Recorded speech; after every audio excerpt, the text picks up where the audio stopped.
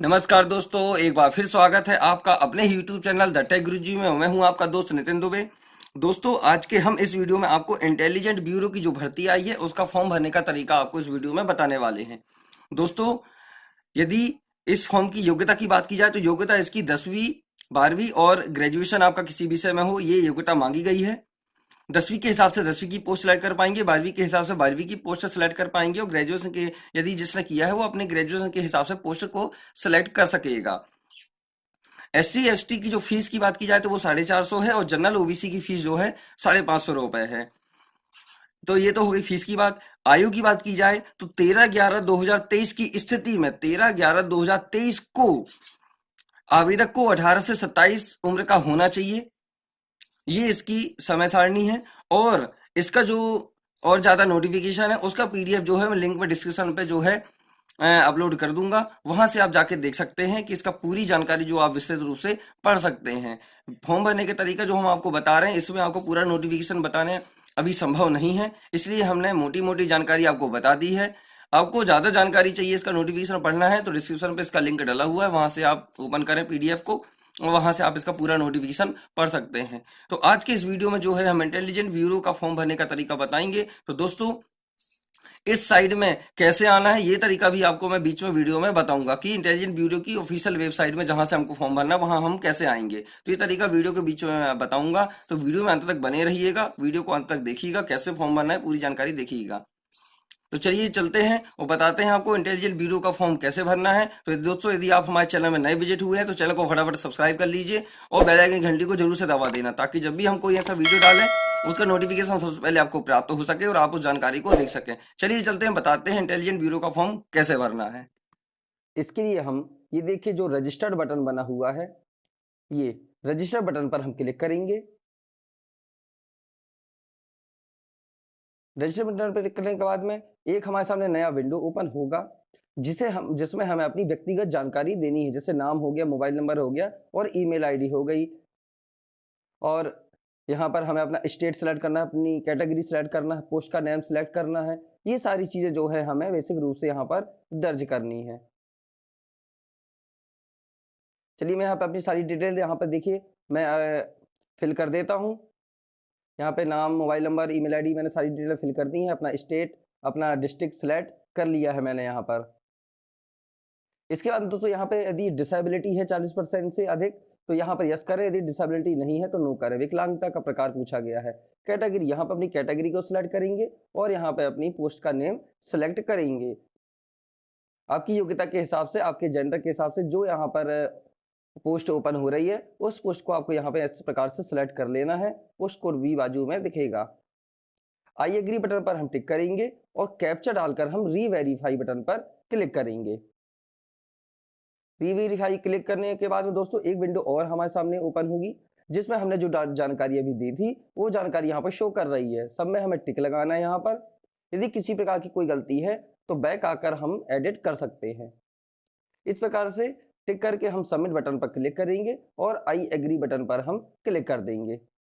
यहाँ पर हम ओके बटन पर क्लिक कर देंगे, क्योंकि इसके बाद हम इसमें अब कोई चेंज नहीं कर सकते हैं। ये देखिए एक हमारा रेफरेंस नंबर यहाँ पर जनरेट हो गया है। इसको कहीं नोट डाउन करके रख लीजिए। किसी कारण से यदि आप पोर्टल से बाहर हो जाते हैं तो इस रेफरेंस नंबर से आप दोबारा से रिसम कर सकते हैं। चलिए ये देखिए अब हमारे सामने एक विंडो ओपन हुई है। यहाँ पर अब हमें फॉर्म भरना है, तो ये गो टू एप्लीकेशन इस बटन पर हम क्लिक कर देंगे। एक विंडो और सामने हमारे आएगा, इसमें हम अपना जेंडर सेलेक्ट करेंगे और यहाँ पर हम अपनी डेट ऑफ बर्थ को डाल देंगे। यहाँ पर हम सिटीजन ऑफ इंडिया में टिक कर देंगे। और या do you have domicile certificate of the for the SIV you are applying to, यदि आपके पास में मूल निवासी प्रमाण पत्र है तो यस करें, नहीं है तो नो कर दें।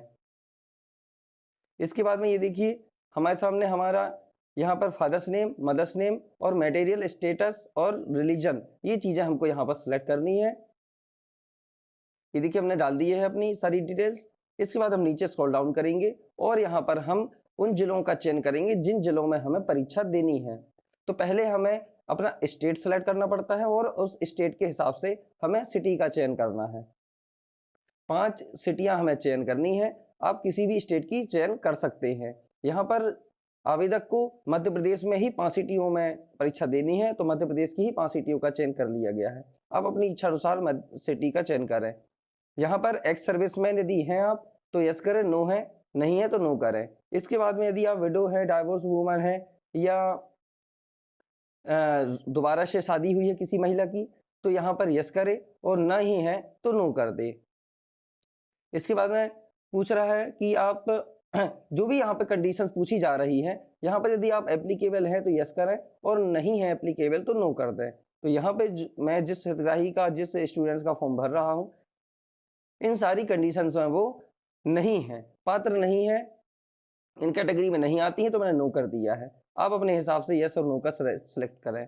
यहाँ पे पूछा जा रहा है कि आपके पास वैलिड ड्राइविंग लाइसेंस है, मोटर कार का, LMB, जिस कार का जो कार चलाने वाला ड्राइविंग लाइसेंस होता है वो है। यदि नहीं है तो आप इसके लिए देखिए यू आर नॉट एलिजिबल होंगे, आप एलिजिबल नहीं हो पाएंगे। तो आपके पास में ड्राइविंग लाइसेंस होना कार का जरूरी है। इसके बाद में ये पूछ रहा है, मैं हिंदी में बता देता हूँ कि आपके पास में गाड़ियों को सुधारने की छोटी मोटी जानकारी है, सुधारने की जानकारी यदि नहीं है तो आप नहीं पात्र होंगे, आपको यहाँ पर भी यस करना पड़ेगा। इसके बाद में आप मोटर कार का ड्राइविंग लाइसेंस है कि नहीं है, ये जानकारी पूछी जा रही है, तो ये भी होना अनिवार्य है, इसलिए हम यहाँ पर यस करेंगे। और यहाँ पर मोटरसाइकिल का ड्राइविंग लाइसेंस है कि नहीं है, ये भी होना अनिवार्य है, तो इसको भी हमें यस ही करना पड़ेगा। कुल मिला के हमें चारों ऑप्शनों में यस ही करना पड़ेगा। अब आप यहाँ पूछा जा रहा है कि आप पहले से किसी गवर्नमेंट एम्प्लॉय तो नहीं है, यदि है तो यस करें, नहीं है तो नो कर दें। और सेव एंड नेक्स्ट बटन पर क्लिक करके हम अपना डेटा सेव करेंगे और आगे बढ़ेंगे। इसके बाद में हमें यहाँ पर एड्रेस डिटेल डालनी है अपनी। यहाँ पे हमारा कॉर्पोरेट एड्रेस और परमानेंट एड्रेस ये अलग अलग डालने हैं। यदि आपके दोनों समान है तो ऊपर वाला एड्रेस डाल के नीचे आप टिक लगा देंगे, तो दोनों एड्रेस एक से हो जाएंगे। एक से ना हो तो अलग अलग डाल दें। एड्रेस डिटेल डालने के बाद में हम सेव एंड नेक्स्ट बटन पर क्लिक कर देंगे, हमारा डेटा सेव हो चुका होगा। इसके बाद में हमें यहाँ पर अपनी 10वीं 12वीं और ग्रेजुएशन की जो जानकारी यहाँ पर देनी है। यहाँ पर हम बोर्ड का नाम देंगे, किस सत्र में पास की यहाँ वो दर्ज करेंगे।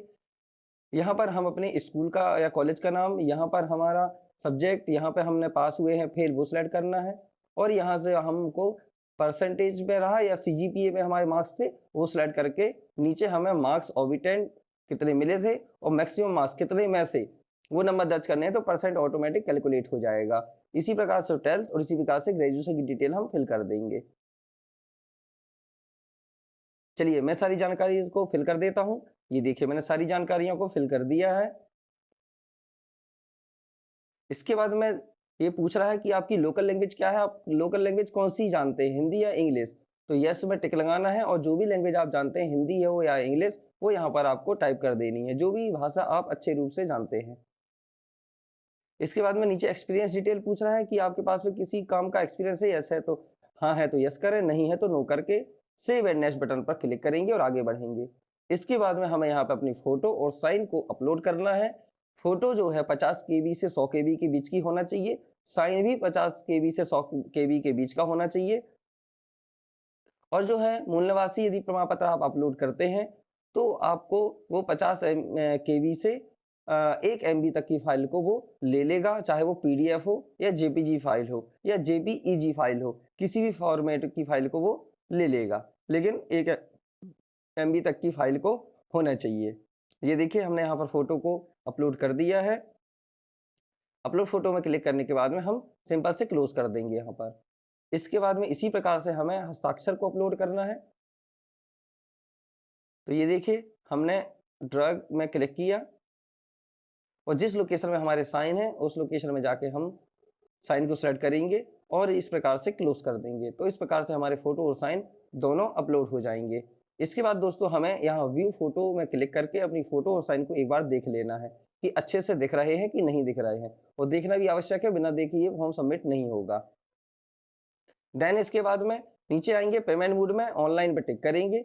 डिक्लेरेशन बटन पर हम इन 5 ऑप्शन पर टिक कर देंगे और कैप्चा डालकर हम रिव्यू में क्लिक करेंगे।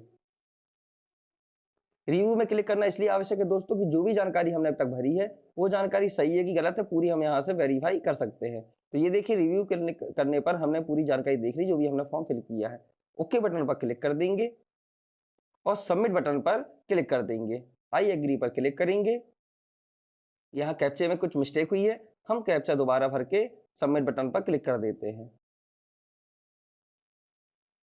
ये देखिए, इसके बाद में देखिए हमारा पेमेंट मोड खुल जाएगा। यहाँ पे हमें अपने फॉर्म का भुगतान करना है जो स्टेट बैंक के द्वारा लिया जा रहा है। यदि आपके पास में स्टेट बैंक का net banking, ATM, debit card, credit card नहीं है तो आप यूपीआई से भी कर सकते हैं, या इस अदर बैंक डेबिट कार्ड जो लिखा है ये देखिए अदर बैंक डेबिट कार्ड, इस ऑप्शन को सिलेक्ट करके आप किसी भी बैंक के डेबिट कार्ड से पेमेंट कर सकते हैं।